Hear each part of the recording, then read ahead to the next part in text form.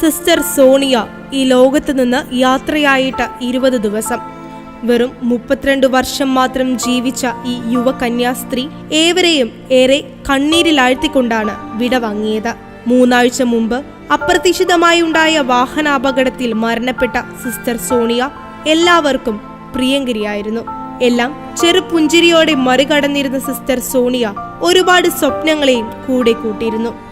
അധ്യാപികയായി സേവനം ചെയ്യുമ്പോഴും കുഞ്ഞുങ്ങളോട് സ്വപ്നം കാണാൻ പറയുമ്പോഴും തന്റെ വലിയ സ്വപ്നങ്ങൾ നേടിയെടുക്കാനുള്ള തിടുക്കത്തിലായിരുന്നു സിസ്റ്റർ സോണിയ.